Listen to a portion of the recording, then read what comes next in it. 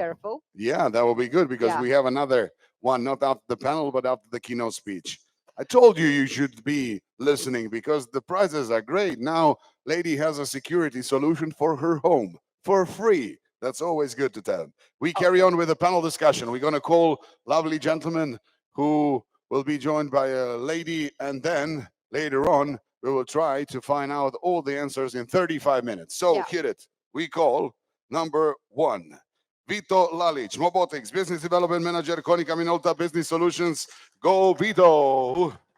Marko Shukilovic, Choose Certified your seat. Protection Professional, G45 Secure Solutions. Artem Where's the applause? Arifov, Business Manager, Suprema Europe. Suprema, choose your seats wisely. And Renata Dončević, Project Sales Executive Manager, Alarm Automatika. Hvala Renči na poklonu. Morali su zaslužiti to prije svega. And now, the man who will be asking the questions, our dear friend chairman, only for steering committee, Leo Levitt. Ajde, Leo, dođi. So what is the cost of security system? I'm thinking about millions. No, Or it's never yeah. too expensive to get security. Okay. Guys, you have 35 minutes. Leo, when you're ready, I'll start the timer, okay? Here we go. 3, 2, 1. Thank you. Can you hear us well? Great. So, what is the real cost of security system? We talked just before this session about AI saving lives, and that's priceless, obviously. But in order to achieve certain functionality, there is a price tag on the security system. So what we're going to talk today about is what is the real cost of security system, what it consists of, what we miss from time to time when calculating the cost. So before we start, just a very quick introduction of you guys. 15, 20 seconds. Who are you? What you're doing? Why are you here? Thank you, Leo. So my name is Vito Lalic. I'm a Robotics Business Development Manager in Konica Minolta Adria. So for the last 15 years, I've been working in the security market, focusing mostly on the CCTV, the video surveillance, but also in all other fields of security, access control, alarm systems, etc. Thank you. Thank you, Leo. My name is Marko Shukilovic. I come from G4S. And my area of expertise is around enterprise security risk management and integrated security solutions. I'm here today to enjoy this discussion, a really important topic, and share the insight on what the technology-enabled solutions actually can do in the world of private security. Thank you. Hello, everybody. I'm Artem Arifov from Suprema, the South Korean manufacturer of access control solutions. And I'm happy to be here and share my experience and Suprema vision regarding this topic. Hello, my name is Renata Dončević. I'm Project Sales Director in Alarm Automatica, and I'm doing security business almost 30 years. So we probably know each other very well on the market. And I'm glad to be here on this topic because this topic is very important to clear some things in security business. Thank you. Pleasure to have you here on stage. So for the first question, when enterprises buying security systems, in a lot of cases, the discussion comes down to the initial price of the devices, system, and installation. But if we take, for instance, surveillance systems, those systems installed and maintained and used between 5 to 20 years. So it's definitely some other components that needed to be taken into consideration, what the overall cost of the system over time will be. Can you give me examples? What are those components that people normally missing during the initial phase of calculating the price? Please. So definitely, the topic itself is quite huge. We can discuss it, I think, for hours. The part when I think that we need to start from the designing of the system and the requirements from the customer itself, because usually customers are influenced by vendors. So sometimes we do not have this consideration of what will happen in 5 years. So the investment is usually calculated momentarily for the first year, etc. So as you mentioned, we need to take care of educating the customer for some stuff that's gonna come in 5, 10 plus years. Definitely choosing a brand that has a long-term warranty. Definitely choosing a company that has, let's say, it's not a young company. I'm not saying that we should not give a young companies any kind of option there, but expertise in the field. So we need to know to the customer, say to the customer, okay, we will be here, or somebody will be here for you in the next 10 years, because we see a lot of brands in each of the spectrum of the security that are, cheaper. They are, let's say, a quick buy. They will solve problems more quickly right now, but probably it will show some issues in the future. Fortunately, we are working with a product that from the start it had a 5-year warranty, so we know that for the next 5 years we're going to take care of the same kind of customer. Of course, maintenance is the key, and we need to know how to translate this maintenance as a service to the customer, so he feels safe in the next 5-10 years. Thank you. Do you have any addition to that? Yeah, just a comment on, like you said, it's the decisions should not be based on who has the better sales pitch wins the project. The buying decisions should come from the essentials of security risk management, meaning what are you trying to protect? What is the value of the assets that you're protecting? Then you think about what are the threats. And then you think about how will you best protect it within the budget. So I would agree that the longer the warranty and the quality of the products, the better risk mitigating measures can be deployed. But also don't forget that it's all about the key, one of the key elements is who is the true operator of those systems. Unfortunately, we put fancy technology in the hands of the people who work for like what, 300, 400, 500 euro a month, and then we expect performance. Also, the quality of installation, how many days the system was out of operation. All those things contribute the so-called total cost of security, total cost of ownership. And lastly, what is the value of the prevented damage to the protected property? It also needs to be counted in when you decide on what kind of system or technology you need. Okay, so I hear total cost of ownership, and obviously the initial investment is a part of that. But how do we educate end customer to really focus on the total picture, not only the initial purchase order? So what are the components you include in your discussion with the end users when they discuss total cost of ownership? Yeah, so from my point of view, the most important thing is the dependence of the cost of security system and the risk, the potential risk if the system is broken. The components, I think that we are all experts here. I represent manufacturers, so from our point of view, at all expos, we explain this topic to our customers. Sometimes they hear us, sometimes not, but from our point of view, for example, Suprema is access control manufacturer, so we are dealing with the cards as well. So in our price list, we don't sell low frequency cards at all. So we decided to put new standards in access control. So it's just an example. So I think it's a responsibility of manufacturers also to limit and restrict some technologies that may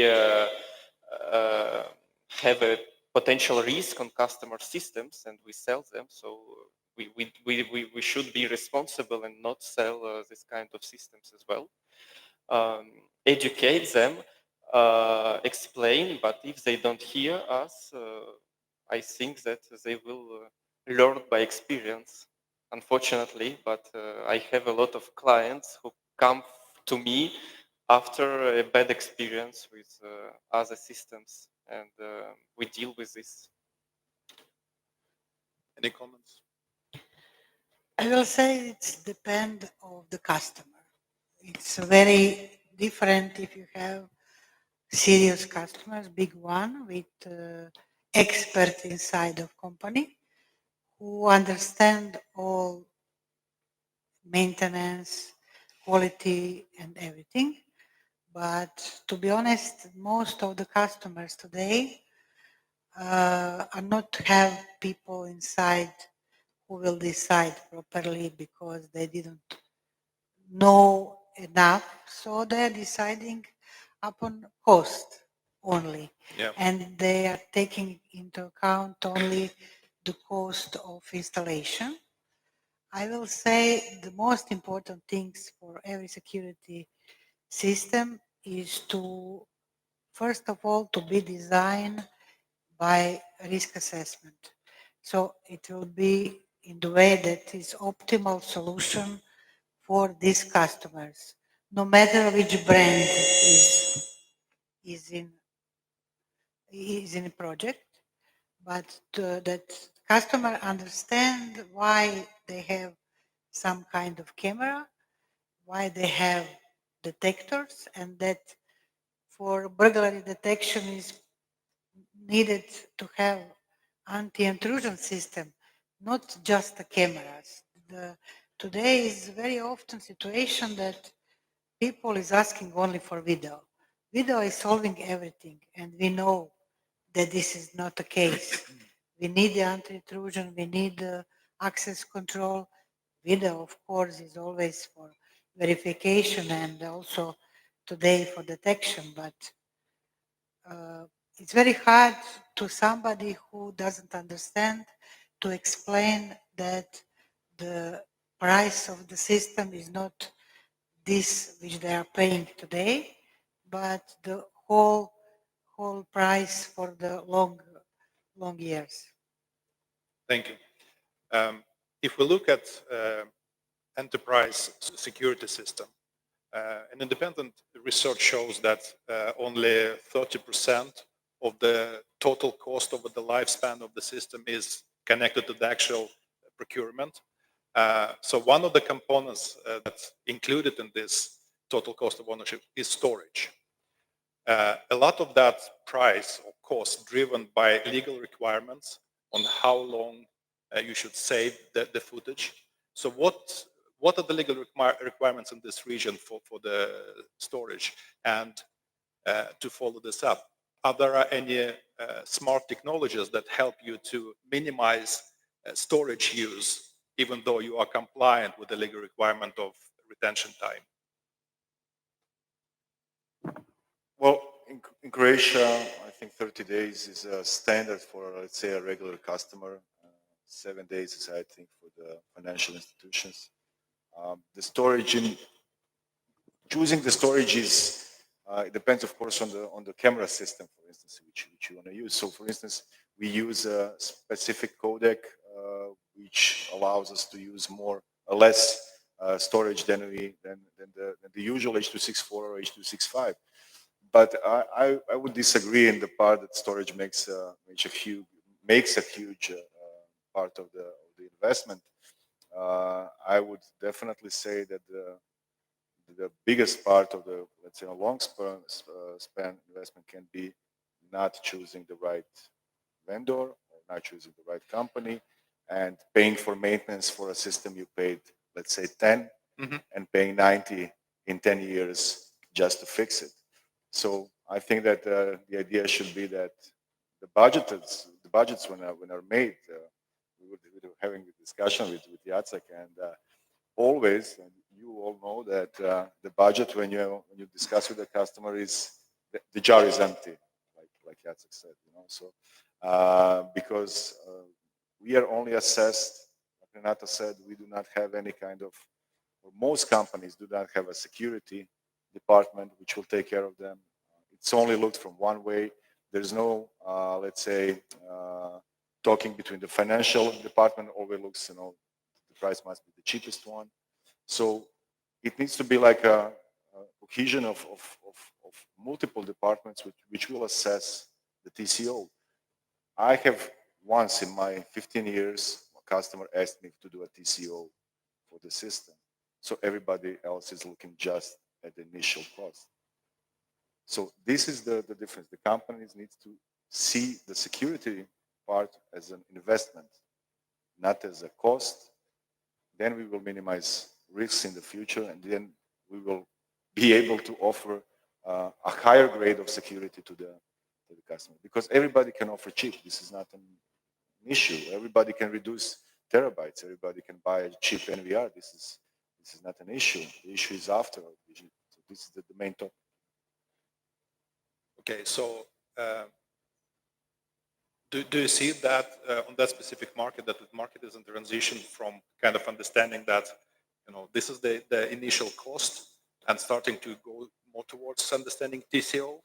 Or is it still too early? Let's say foreign companies or multinational companies are assessing this. So, of course, with purchasing from the car to the security system or printers, whatever, they are asking for this. Local companies are just straight shooting for the price. Would you agree to that? Hopefully it will change.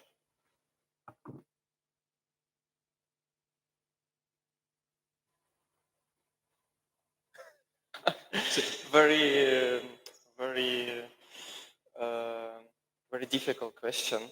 And regarding the storage, also we are facing in the Europe the GDPR requirements. So we are not allowed to store unlimited number of days the data. So it's to our company to apply its own policy. And I think in Europe it's well done, because the laws, they come from the top, of course, but the companies, they follow these rules and this regulation. And now I think in each big company there is a special policy, its own policy in IT department, how to manage it. And for us is to explain how to make it cost efficient. Yeah.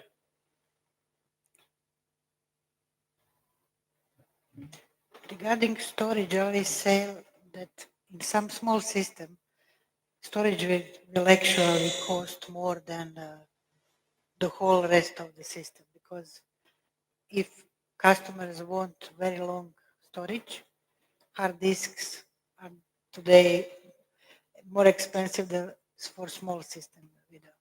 But anyway, it's very important to have equipment who is able to reduce the bandwidth, to reduce the actual storage, noise reduction, type of camera which we choose.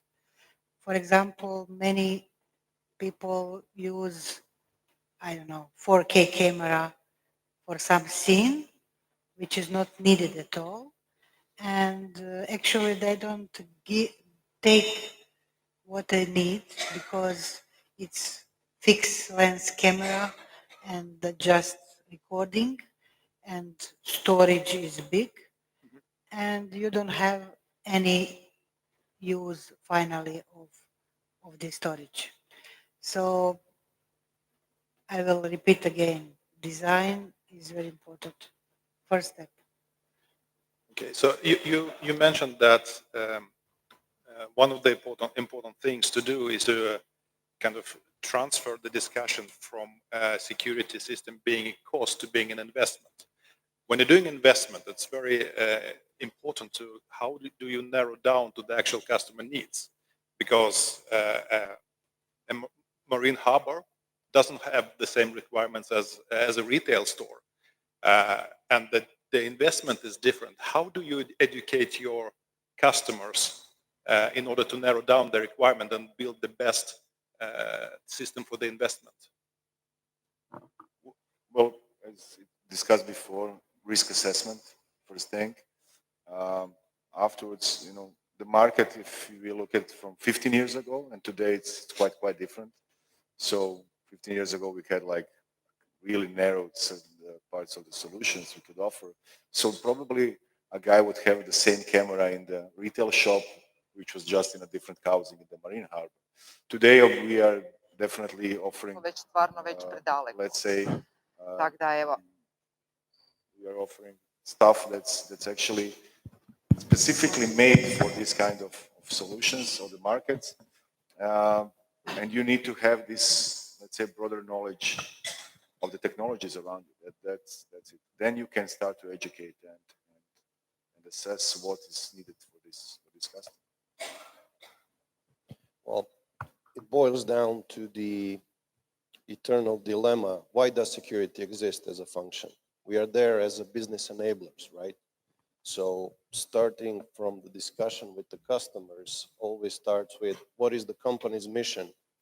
What does company want to achieve? What are the company values? What's the vision? What's the mission? So then the security function is there to analyze the assets of that company, the mission, and then propose against the specific threats, like in the risk assessment, if properly done, will give the answer on the probability and the likelihood of things going wrong. And then it's all about choosing, again, within the budget, which is never enough, which is always limited, as we know. But it's common misconception that decision should be in the hands of security managers. No, the decision is always in the hands of business owners. So there's one thing called residual risk. And if we would ask the question, after we implement certain technology, certain solution, who's liable for that residual risk? If business is liable, then we end the discussion on how much is the cost of the system to buy, to use. I would rather convert it into the question, if the system is not in place, will the company be able to survive? So those kind of discussions should be taking place.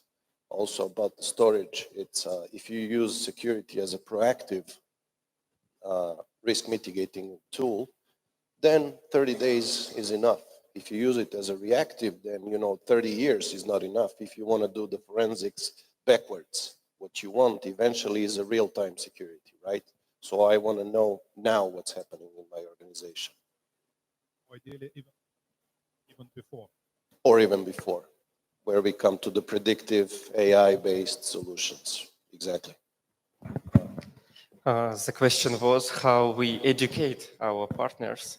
And from my point of view, manufacturer's point of view, so these expos, first of all, we visit these expos like Adria, and we meet partners, and we see the feedback from the market. We see what is in demand, what is missing, and we share this feedback with our R&D team. And R&D team is working in providing complex solutions. So since 3 years, I think we are focused, from Suprema, we are focused on providing complex security solutions and actually not to leave our partner, installer, system integrator, distributor alone in choosing his portfolio. So we help him from R&D side to integrate all components of security system in one ecosystem.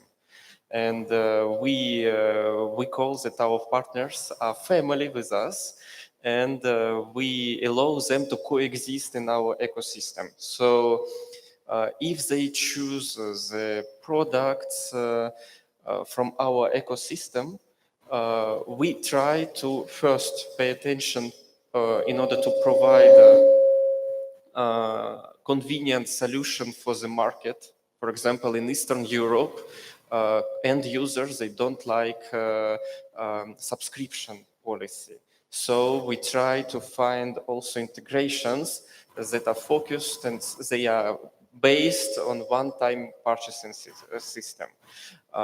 Secondly, we try to provide different portfolios from low end, no low end, but middle end and high end portfolios depending on the project. So I feel this responsibility on my side also to not only educate but also provide on technical side all necessary integrations, and then showcase them at these expos and explain to customers. So if we see that something is missing, we are working on it during the year and we release it 1 year after. And I think it's a good combination between and work between partner, manufacturer, and end user, and this allow to design cost-efficient systems. And pre-sales, design and pre-sales, actually, that is important. And our responsibility is to provide solutions for all needs on the market. Thank you. Renata, do you have any additions to that?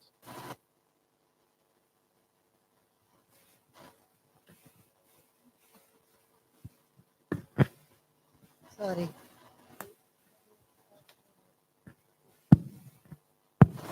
Now it's working?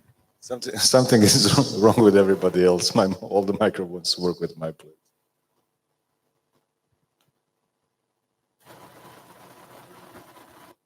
Just speak. Okay. It should work now. We are in Alarm Automatica investing a lot in education. Different education for installers, for end users, of course for our people. It's not working again. Oh, I will repeat. Let's restart. So the education is very important things, and we are doing conferences, workshops, many types of education, deeply technical. But anyway, finally, it depends if customer understands something or not. And presentation to this customer and explanation of all cost is very important. But sometimes they will not listen. They will buy the cheapest, especially if it's public procurement. This is the biggest problem today in Croatia. Public procurement, which they buy for the less price, and they don't have security as they need. Thank you. So as previous speaker was talking about, yes, thank you for your insights. The industry is in transition from the technology point of view, AI, cloud technologies, analytics, metadata, etc., etc. But it's also in transition from a business model point of view. So with every year, we see more and more enterprises adopting security system as a service type of approach. So how that business model affect total cost of ownership for the end user on a longer scale? Does it have any effect?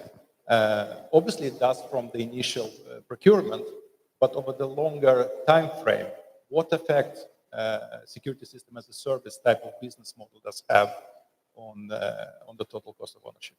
Want to start? Yeah. So we are actually offering some kind of a, let's say, model which is similar to that one. So the customer doesn't have to have any effect on the business purchasing on 100K investment.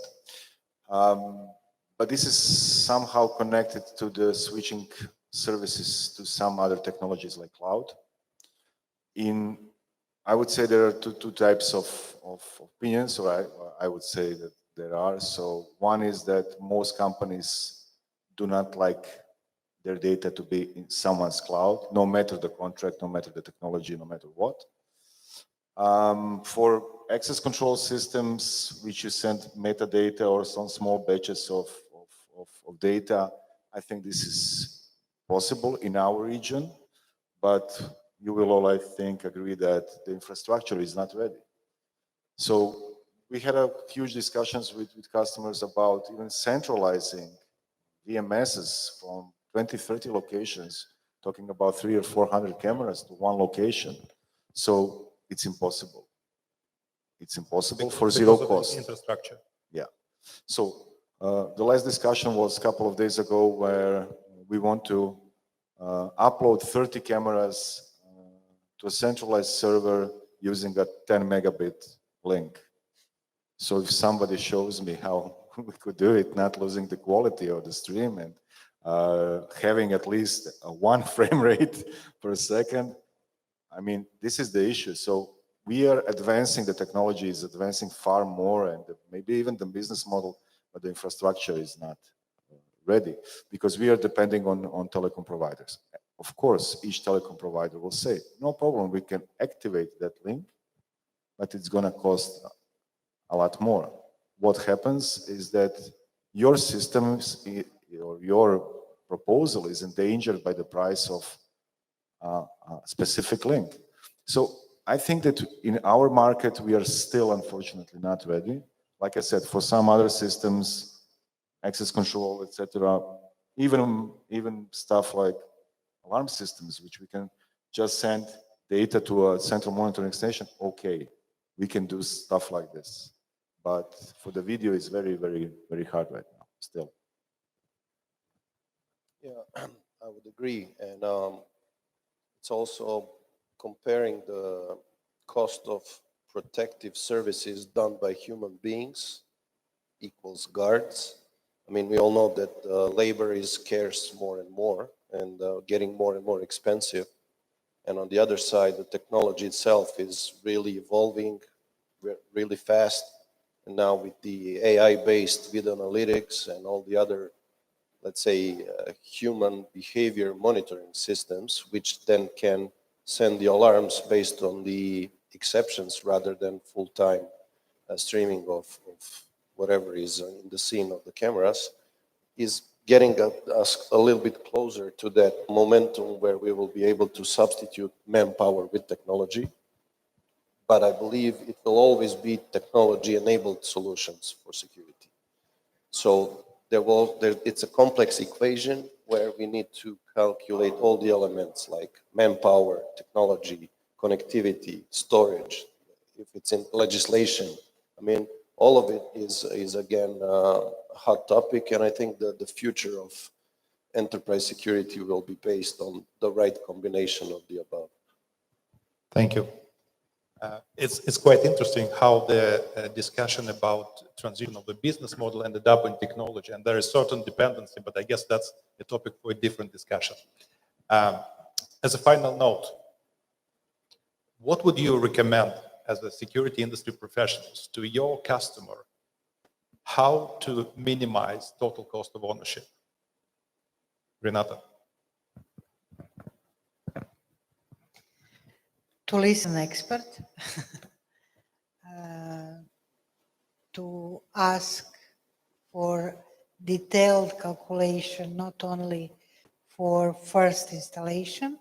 Often, even in public procurement tenders, there are no maintenance inside. And what happened? They bought by the less prices, and after that they are paying very expensive maintenance because they bought something which just one company, for example, can maintain. So this is some stuff which is needed to know when they making the tender for the job. How long is the maintenance inside of price? How much companies can maintenance that? Because if it's only one, you will have a problem, not only in price, but also in other things. And quality of products regarding warranty. I think this is the first thing which they can see immediately. What they are thinking about the quality of whole system, and do they understand? This is different topic. Thank you. I would recommend to trust professionals or for end users and to ask their opinion and the pre-sales work because they know how to, they experienced first of all, and they know how to better design your system. And if the customer is looking only for the cheapest technology, maybe the security system, he does not need it. Sometimes I tell to customers, you can buy a dog, and sometimes a dog can protect better your house or private site than a cheap security system that the customer is not aware at all how to work with, using not professional VMS, not high quality cameras, and the cards that you can copy by purchasing any device on AliExpress. So if a company, an end user, chose to install a security system, so trust professionals, go to pre-sales engineers and hear from what they experience, what they think. They experience, they work with manufacturers, they have insights. Thank you. Any other final words? 5 seconds. My mic is it's working. Okay. So I think that the biggest cost of a security system, like Marko said, is A, not having one, B, having a really poorly done one, or C, really poorly maintained one. So of course, everybody here, we are all professionals, of course, and we want to give the best to the customers, but educating the end users about all the nicks and necks about the security system is the most important stuff. With pricing, we can only reduce the quality of our market. Yeah, advising the customers, I mean, it sits back again into the how they perceive business continuity as important and relevant. If they care about, being able to continue their normal business activity after the incident, then they should entrust it's same like the question of why do they insure things, right? You want to transfer your risk to the insurance company. So if you want to transfer your risk to the security company, then you should, put yourself in the hands of somebody that knows your business, your assets, your risks, and your potential solutions. But you should ask for professional liability certificates. You should ask, okay, from the system integrator perspective, talking to the manufacturers, are your products always available? When some component fail, how fast can you deliver me the new one? What are the standards? What's the information security behind, cybersecurity if it's in the cloud? So all these things comprise one bigger picture where essentially it's a partnership. So, and prioritization of, there's no unique solution to all customers and all risks. So We have our in-house AI reminding us of time. Security, remove them. But I think it's a great insights, and I think one of the greatest understandings from my side is that education is extremely important. That's a component that can help end users to reduce total cost of ownership, and I think that's the whole reason of having the events like that, to bring the knowledge of industry experts to the market audience. I would like to thank you for participating in this panel. Thank you for opinions. Thank you for joining us. thank you guys. Thank you. Thank you Thank you. for joining us.